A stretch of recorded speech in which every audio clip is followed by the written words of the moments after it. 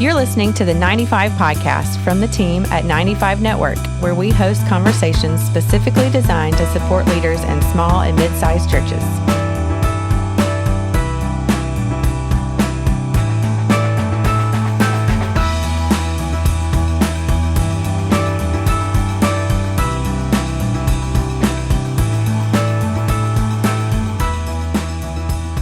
Well, hey, everybody. Welcome back to the 95 podcast. This is Dale Sellers, Executive Director at 95 Network. I'm just excited today to have a good conversation about a topic, or in the arena of a topic that most pastors and church folks just completely ignore and just don't think it matters. It doesn't apply to you, but it does. And we're going to talk about that today. I've got Stephen Goodspeed with me today from my church law firm, and he's with us today to help us understand some things. Stephen has been a great friend of 95 Network since I started, which was, Stephen, 6 years ago now, as the leader of 95 Network. I can't believe it's been 6 years, but as we recorded this, it's just a month out. Wow. Anyway, hey, Stephen Goodspeed, welcome to the 95 podcast. My honor to be here, Dale. Appreciate it. Yeah, I just appreciate your friendship and your advice and how much you guys have helped us over the years with lots of things behind the scenes. Because, we try our best at 95 Network to do everything the way it's supposed to be done, above board, no shortcuts. We are a nonprofit, and so we have to do our is it a 990 every year and all that stuff. Just want to make sure that we don't do anything to jeopardize our nonprofit status. Before we dive into all the things I want to discuss, we'll just kind of give everybody a little background of Stephen and then a little bit of background of your particular company. Sure. Well, my church law firm is a national law firm that's exclusively focused on churches, private Christian schools, and ministries across the United States. And we've got three law partners: Dustin Gaines, myself, Mark Juba.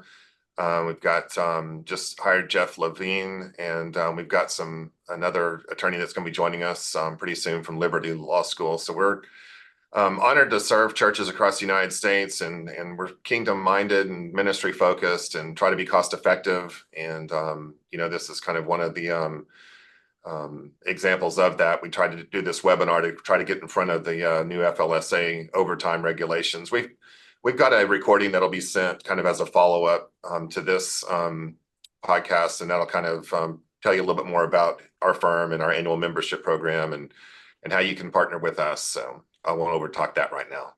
Well, one of the things I always have said, when you put church and law together, it's like the two don't mix. It's oil and water. But you guys, you have such a passion for churches. And I know of many occasions where other organizations and churches, you've helped them work through some difficult things.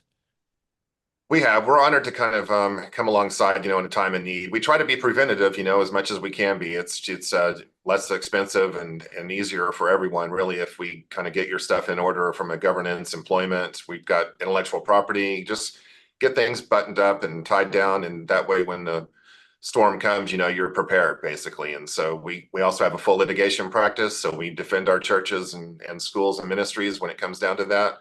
But we try to avoid that too as best we can. But yeah, we've honored to serve the clients that we have. Not all attorneys can say they love their job, and we have our days, when it gets to be work. But we love what we do for sure, and I'm honored to partner with you guys. Well, to kind of dive into that a little bit, I mean, you could obviously, I would assume could make a lot more money if you were not focused in this particular arena. Why the church?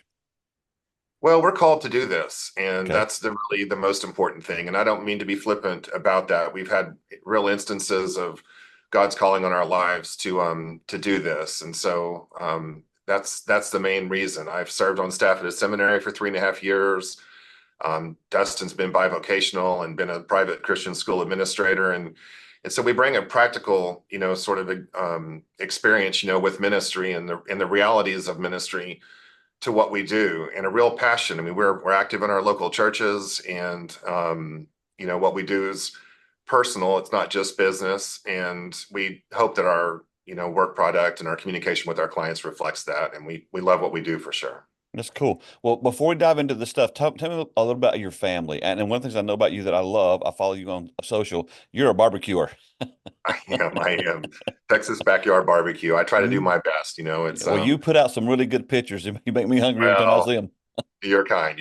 I like to eat, so I've had to learn to cook some too. So it's good. I've got my wife Carrie, and I've got 3 daughters. Got 2 in college, one at Baylor, one at TCU, and One's about to start her senior year of high school, which we can't believe. We were just talking about how quick, all of this time flew, Mhm. but I'm a dad of daughters and love backyard barbecue and college football. Mhm.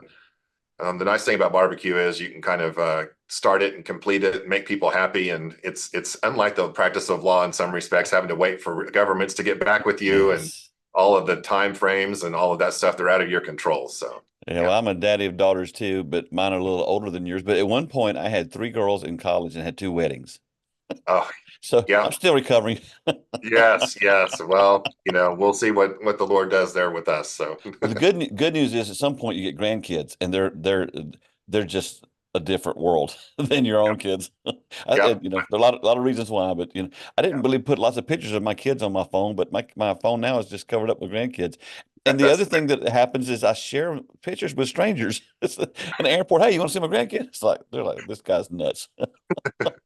That's how But it's supposed to. I just want everybody to know, hey, we're real life people, and you're a real life person. And when I first met you guys and got introduced to you, it was as I had mentioned earlier, it just seemed like just two worlds that passed by each other when you think about law and church. And one of the things that I wanted to kind of do to set this up is when we hear of new regulations or new laws or things that are changing that come down the line, I think a lot of churches think, well, that don't apply to us, or the government's never going to mess with us. But that's not really the right response, is it?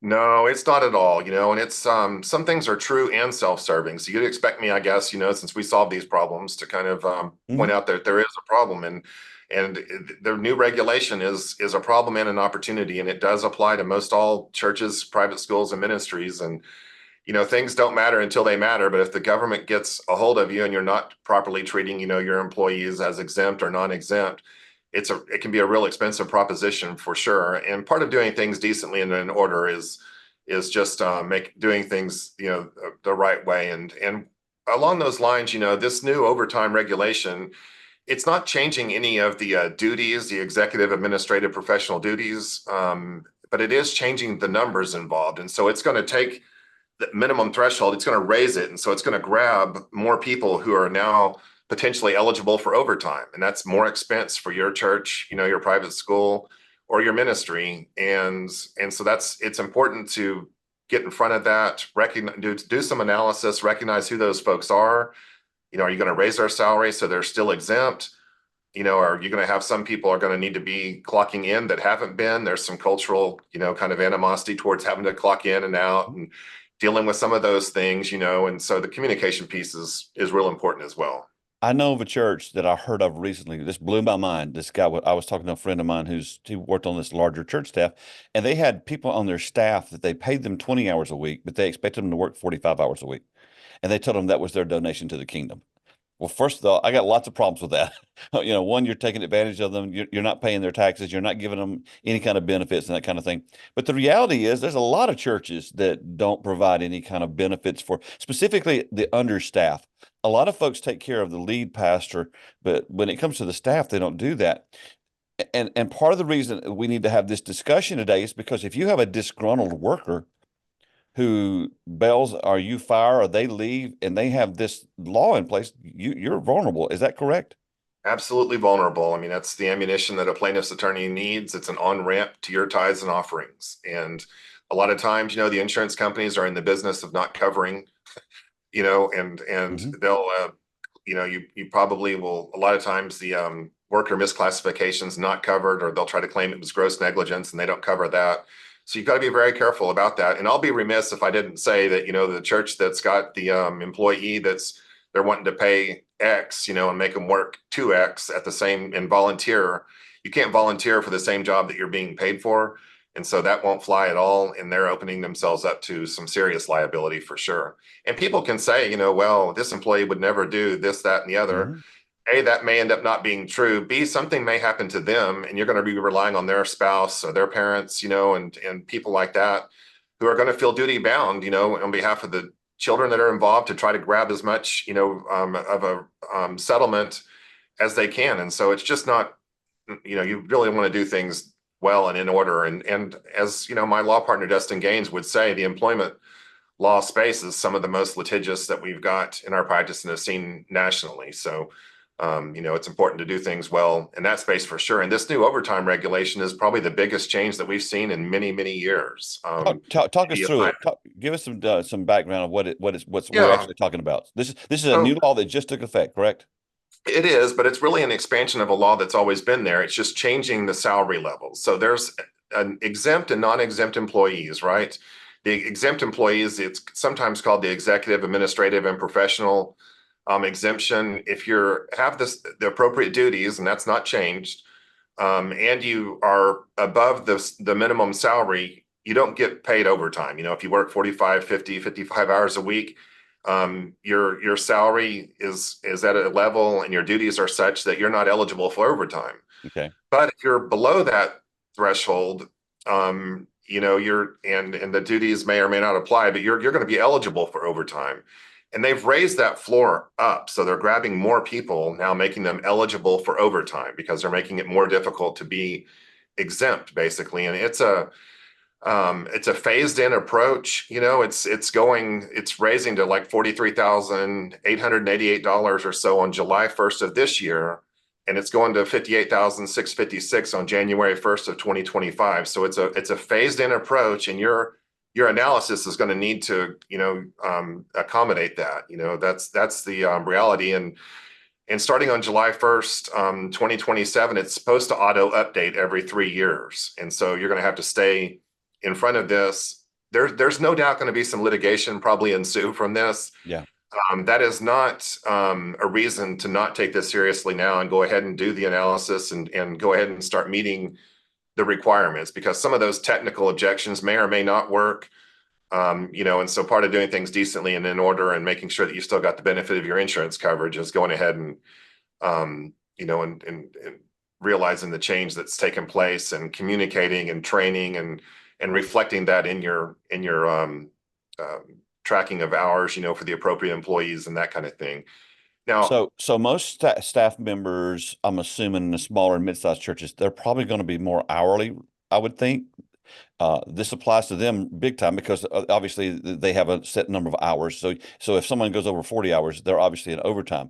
But this also applies to salaried people, if I understand correctly. Is that correct? Yeah, it certainly can. And it's going to be, by raising that level up, it's going to grab some more people. And so it can, it certainly gets reduced to a weekly analysis on the amount of the pay, and so it can apply to salary. But I do want to say, I'm not going to be able to get into the weeds too far on this podcast, but the webinar that we're following up with is a recording of a webinar that myself and Dustin Gaines did.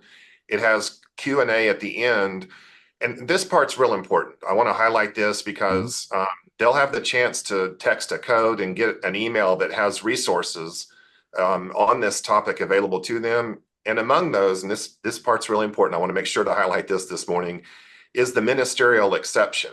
And so if someone qualifies as a minister under the FLSA, and that's different than a housing allowance, so this is not your pastor preaching, this is a broader potential group of people.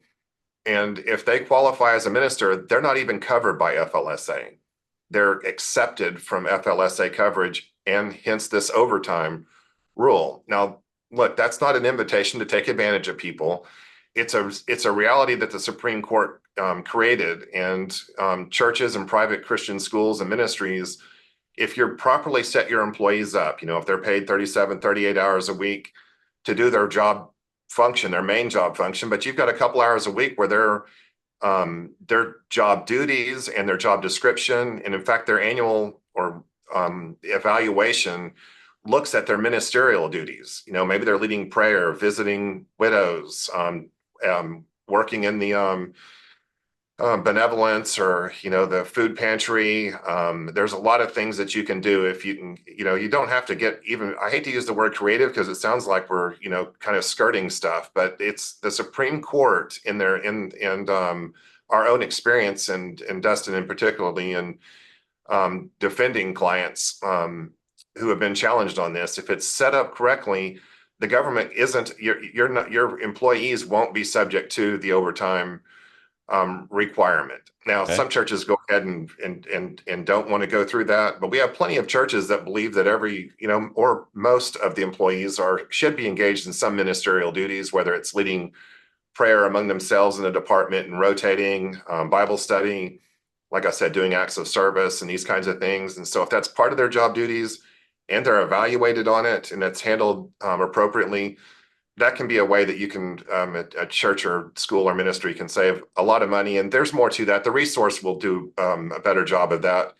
than I'm doing this morning for sure, but it'll go into more of the detail. And I think the recorded webinar, the Q&A and the resource that they'll be able to get, should help a lot. And of course, we're here if needed as well.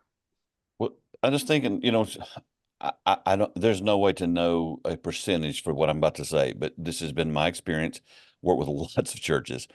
I think lots of churches don't have job descriptions and annual reviews and anything like that with their employees. What do you do with them?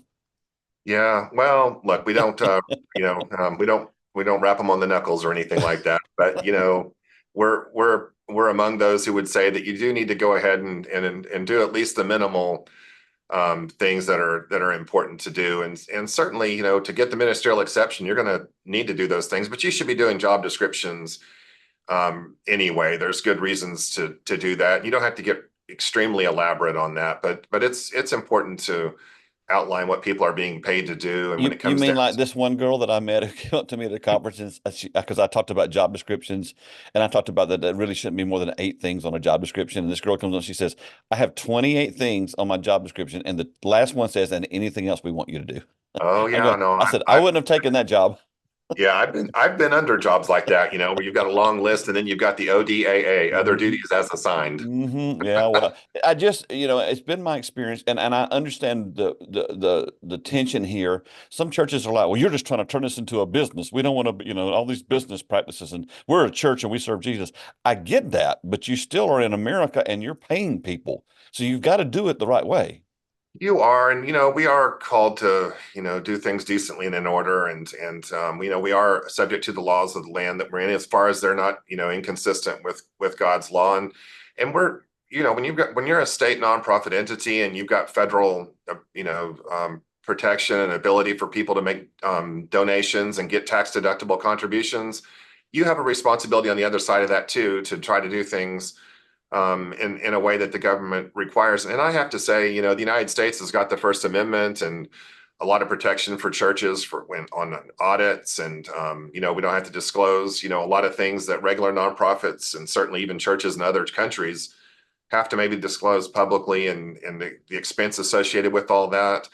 So it's part of doing things well. And also, I just, just to put a not too fine a point on it, but keep in mind, if you're going to need insurance coverage at some point, again, they're not looking for ways to find ways to cover you. They'll be looking for ways to find ways to not cover you. That's part of the business model and just the reality. And so you want to do things, again, minimal, necessary, maybe. You don't have to get so complex. And we're certainly not trying to make things overly legalistic. I mean, we're ministry minded and we go to church and love the Lord and understand that tension that's there.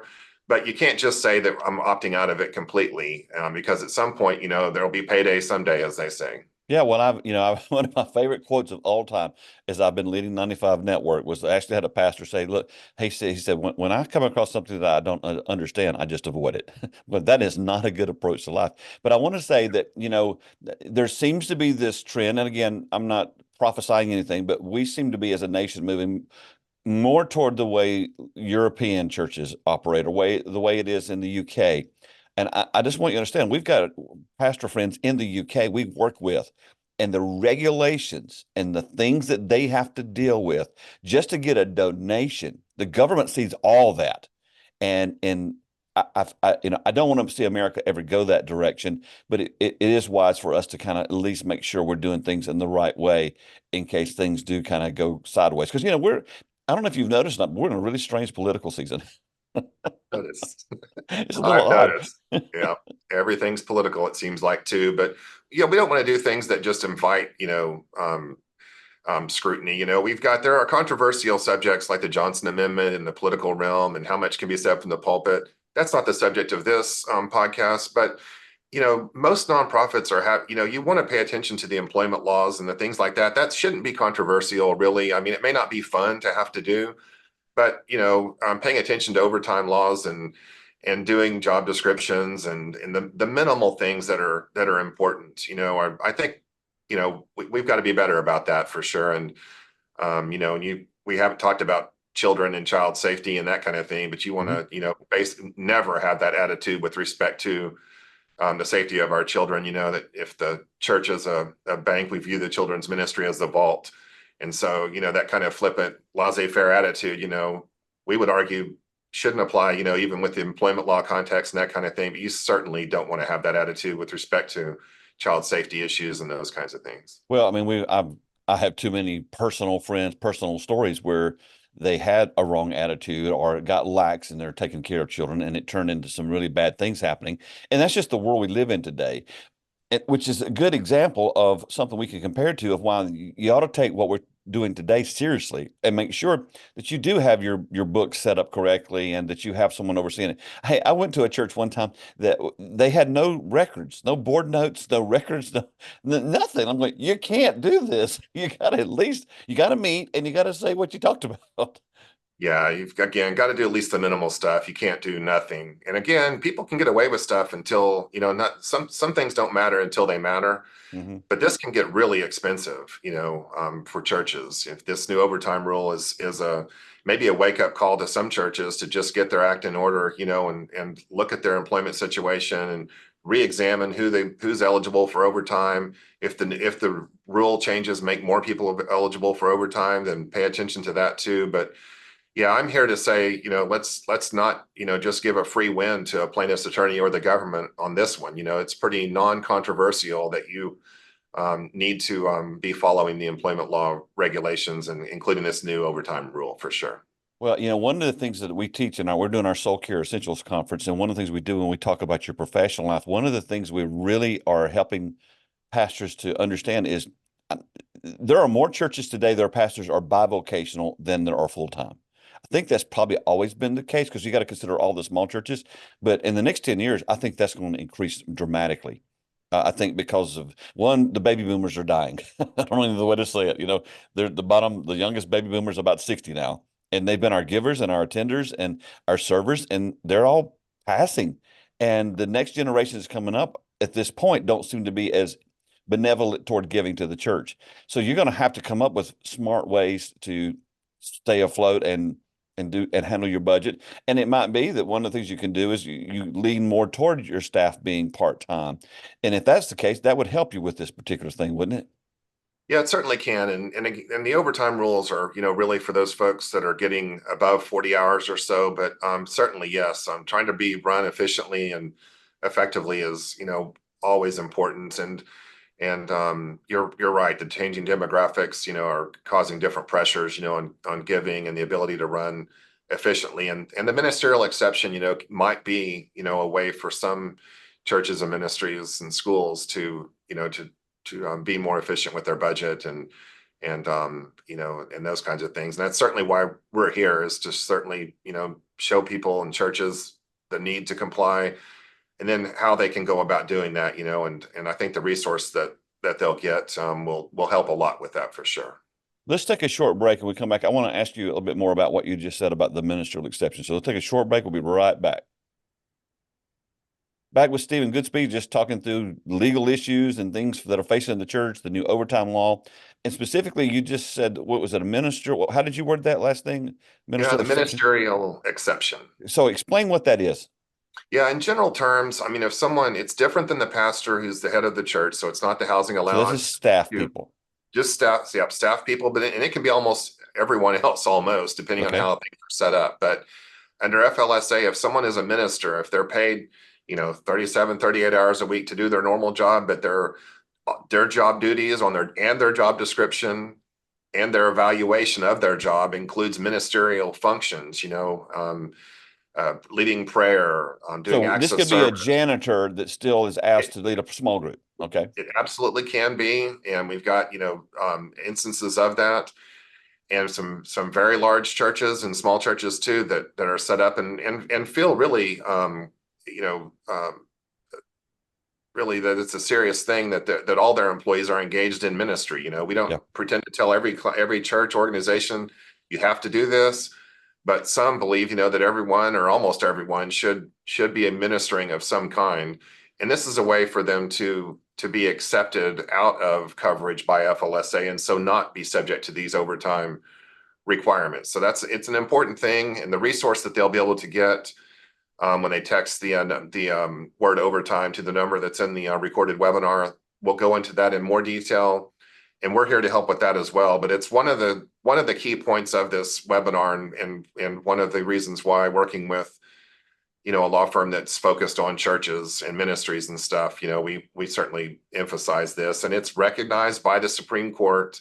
And again, we've had litigation where it's been upheld, and so it's not like it's some sort of novel theory that's out there. If it's done well, it can certainly save time and money, and so we want to make sure to highlight that. Well, I think, Pastor, if you're listening, it's your responsibility certainly to help guide your church into this while you're there, but you also want to leave them, if you move on, set up well and not leave it in a mess. And so, you know, diving into this and just making sure things are done right is an important thing to do.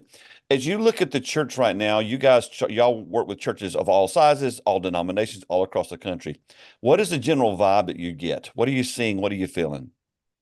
Oh, you know, one of the things that I would be remiss if I didn't mention, I know if Dustin were here, he would mention this too, and has done some speaking on this, but we've seen state attorneys general get more and more active, and in states that you wouldn't think they maybe would be. And I'll just say, you know, these are in red states where they become active in investigating churches and that kind of thing. And so that's a change we've seen over the last 5 years, but also the proliferation of employment litigation in churches. You know, one of the things we do with our clients is an HR audit, and we've got some things we do to make sure that we've aren't subject to secular court judges. We've got Christian arbitration and mediation clauses that we try to utilize and things like that. But you know, I will say that coming out of COVID, and you know, there was a lot of changes that happened, but there were a lot of good things that happened coming out of that too, as far as efficiencies and a recognition of the value of media and the ability to reach people outside the walls of the church. And,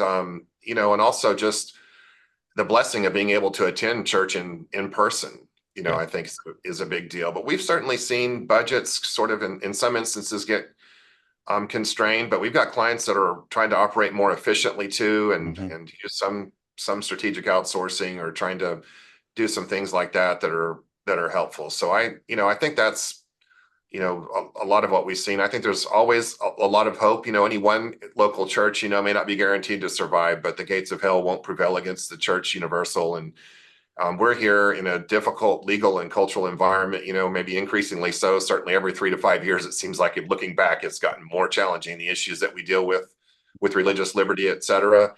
And that's okay. You've got, you know, firms like us there to partner with and to try to do things like this, you know, where it's educational and, you know, not a billable hour and that kind of thing. And we try to do some things like this that are just ministry minded and, you know, as we can, because we want to make sure that we're useful, not only to our clients, but also just to the greater bride of Christ in the United States and worldwide. I think if I could give a word picture, it's kind of like when the pandemic hit, there was a huge explosion. Maybe a bomb was dropped. And now everybody's just up looking around trying to figure out which way to go and what to do. You know, there seems to be a lot of uncertainty and lack of clarity, just with just overall the focus of church. And then you add the political environment and all the other things that are happening in the country. Are you seeing that same kind of pressure with the clients you Oh, guys deal with? goodness. I am, and I will tell you just and you know, of course, maintaining confidentiality and stuff, but we've seen the pressures come up in the employment issues that we deal with, including at the pastoral level. And you know, I won't just get into too many specifics and stuff, but and I know mental health has been thrown around a lot. But there's something to that for sure, and stressors. And I always say this, but isolation, you know, and our people and our pastors getting on an island, you know, and not having people in their lives that they can be not just accountable to in the sense of, sin and things like that, but also just vulnerable with and do life with and share the burdens of life. I mean, it's, the three chords, kind of a analogy, and it's important to not be isolated and to have folks that you can help with and get help from and be together. It's very, you talk about bivocational too, and I worry about our pastors that are just stretched so thin, Mhm. and I think our churches also, our deacons, elders, and staff need to be mindful of this issue. And I know, 95 Network and the work that you guys do with soul care and all of that is right in the center of gravity of that. And we follow you guys on social media and otherwise, and just thank God that you guys are out there doing that, because it not only raising awareness, but also just leaning right into it and addressing it directly. It's vitally important, because we get called in sometimes when it's not been done well, and the stresses have bubbled up, and Mhm. It's a too late. chemical dependency or pornography Mhm. or just burn out and don't have anything left in the tank to give. And Mhm. it's always kind of a sad thing. I get to be, I guess the lightning rod's the wrong word, but I'm in the center of multiple conversations. If you listen to this podcast consistently, you will know you just said again what I have heard all year. The number one concern that just about all my guests have had, and even when I'm out doing soul care conferences, is isolation. That word, that has been the word for the year. It wasn't a word that we chose, but it's just everybody either sees it or is concerned about it or is going, hey, that's a problem. And as you were saying, it's not just about having someone to hold their thumb on you to keep you from sinning. It's having relationship. And when Promise Keepers came out years ago, they did this survey that said that 70 something percent of pastors didn't have one close personal friend. It's still the same number, close to 80%. This has got to be resolved. It does, and we men are not prone to do this well sometimes. Yeah. I've seen the statistics on women who are single in the mission field versus men, and it doesn't go so well for men who are isolated kind of by themselves and don't have a helper with them. And that's not the perfect analogy, but I do think that there's something to be said for men needing to recognize that we're intended to be in relational community, and this isolation and those kinds of things is just unhealthy, ungodly. I guess if I got out of my lane a little bit, it's really not what God wants for us. He wants community for us. Proverbs 18:1 says, he who isolates himself seeks his own desire. Now, you can take that verse and go lots of ways with it, but for me, when you seek your own desire, it could be something that you desire, or it could be you're out there trying to find something because there's this thing going on inside of you. Either way, that usually leads to problems and trouble. It does. It does. Yep. And all of us, to some degree or another, have experienced that even in our own lives. I know. So, being isolated is not in a good place, and you're vulnerable spiritually and otherwise, for sure. Well, we want churches to be healthy. That's why we have the relationship with you and the partnership with you. We want pastors, and to be healthy. And one of the things I have been seeing borne out is that a lot of lead pastors are now beginning to focus on soul care, Yep. but they're still not really providing that for their staff. It's almost like some folks view staff as just hired hands, hired work. Mhm. Have you seen that? Well, I mean, we have certainly seen that, and there's always that tension, between someone being an employee, but they're an employee of a church or a Yes. private Christian school or a ministry. I mean, let's not hold ourselves to the minimal standards of the world, And I would like to think that we would take an expansive view that our workers ought to be viewed mostly as ministers as well, and that ministerial exception, but also the church ought to have a ministry to its staff, and certainly I think the soul care and all the work that you guys do ought to not be something that the shepherd just has for themselves, and it ought to be something that permeates the staff. People ought to have a good testimony of having worked for a church, private Christian school, or ministry, that they were cared for, held to a high standard for sure in their Mhm. work and all that they do, but that they were cared for, and encouraged and ministered to while they were there. I think that's got to be an important part of the testimony of the church, school, or We ministry. certainly hope it is. So think overview, just thinking of the church and thinking of the country and where we are today. What excites you about the next 10 years? Well, you know what? I think that churches are reimagining kind of what it means to engage with the community, and Mm. we are certainly in seeing a lot more use of special purpose entities and things to kind of get outside the walls of the church. I think that's something that I've seen. Again, I don't know if that's a COVID pushed us so far internally, that people are kind of trying to not just do the holy huddle, and are really Yes. trying to engage the community and bring the gospel out into the community. And I think that's a great thing. I do think technology is a problem and an opportunity all at the same time. We've got some clients that are doing some innovative AI Bible translation work and stuff that's super encouraging as far as trying to get the word out worldwide to people groups that don't have a written Bible that still exists It's out there. unbelievable, isn't it? Unbelievable. Unbelievable. And so that's great, and we continue to see organizations like yours and the Soul Care Essentials Conference and others that are trying to bring awareness to the burnout, and the isolation and those kinds of things. So that's super encouraging too. I mean, I know 10 years ago where there wasn't hardly anything that I knew of, other than people just trying to help themselves and Yep. stuff. So there's real resources out there now, and it's encouraging to think about what might be there in 10 years. I've seen sermons now that are on social media that are in the pastor's voice, but in a foreign language, and some Oh, of that's that technology.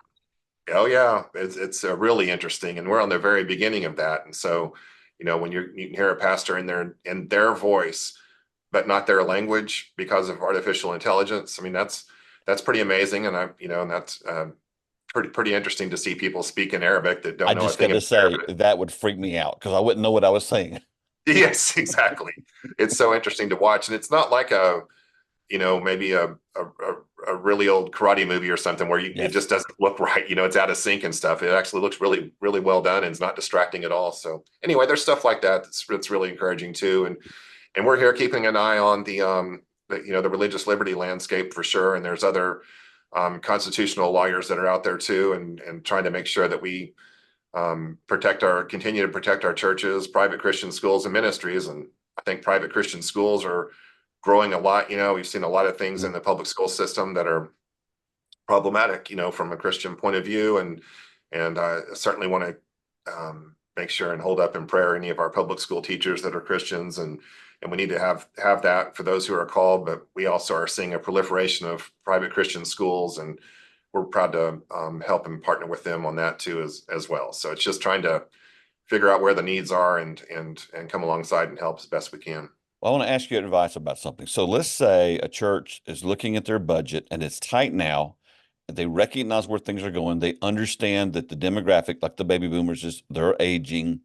And they have this resource. They have this incredible building and facility that basically sits empty all week long. They use it maybe on Wednesday, but they use it on Sunday, and that's it.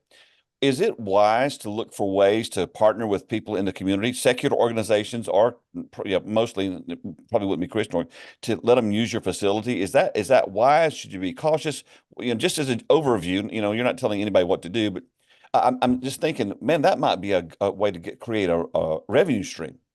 Well, it can be, and I will say that it does depend on, the state and location that you're in, the relative risks that are involved with opening your facility to the public. You have to be careful about public accommodation laws and losing some of our religious protections. But that said, you certainly can, in the right situations, look at doing that kind of thing and leveraging the facility. And we also have, organizations that are out there that are distinctively Christian, that do childcare during the week. I think of Lionheart Children's Academy and some others like that are out there that are distinctively Christian and are available. They need that Monday through Friday, Mhm. and need that facility to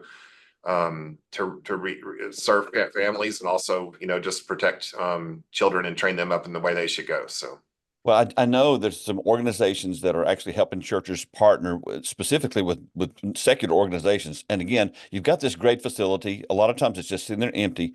But I do think that there's probably some legal issues you have to be aware of liability and risk. So if you're listing and you're thinking, hey, we've been thinking about this, praying about this, it seems like a wise a way to create revenue, which I think is smart.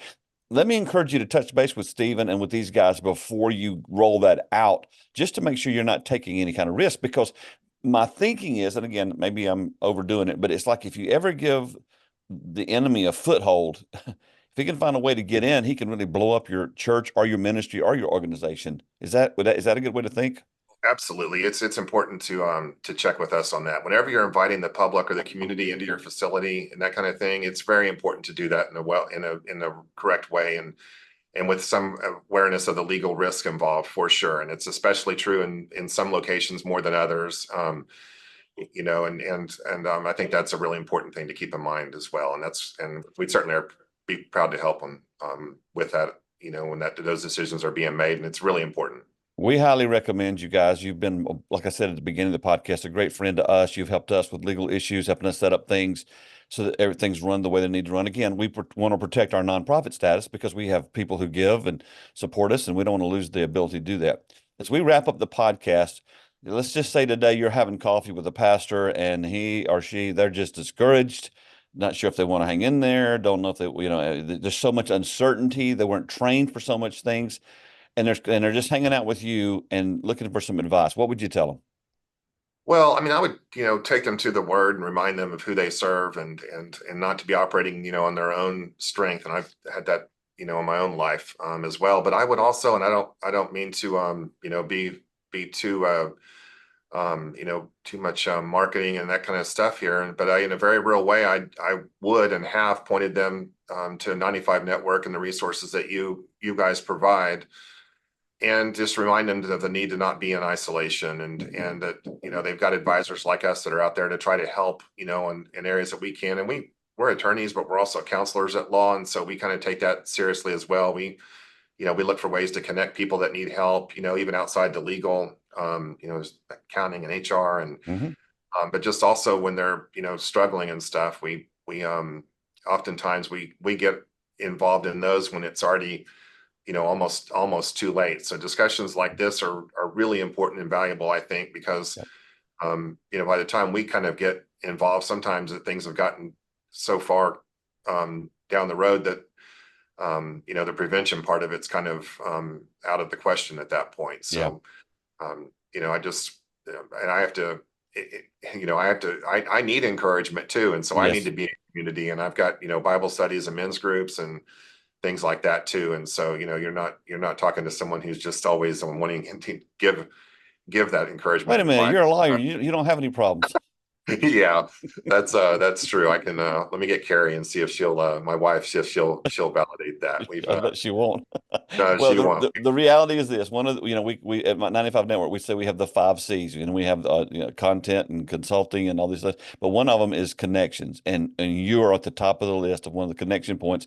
So that if someone has an issue or has a problem, our vision is we want to hand them off to the right person. If someone has a legal issue, I can't answer those things, but you can. And so I hope people who are part of 95 Network or just know of 95, you don't have to be even a member of 95 Network to connect with our strategic partners. They're all over our website there. So please take advantage of Stephen and my church lawyers, just what they affirm, what they provide for you, how they want to help you, their passion for you. They love Jesus. That's first and foremost. They love Jesus, and they don't leave him at the door when they check into their office. And I love that about them. And so that's why I have these kind of conversations, and will continue to. Anytime there's a legal thing that I think affects the church, Stephen's the guy I'm going to talk to. So, man, thanks for taking the time to join me today. It's my honor, and just appreciate you and all that you do. And thank you so much, and God bless you.